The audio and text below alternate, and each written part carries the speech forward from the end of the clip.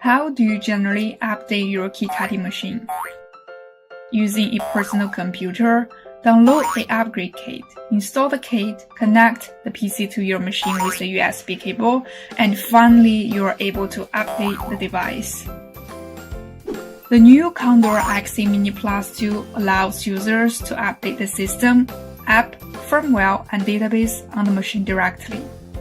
All you need to do is connect to Wi-Fi network. Enter the update screen, press update, and wait a few moments of time. Finished. It's much easier and more intuitive for anyone using the machine.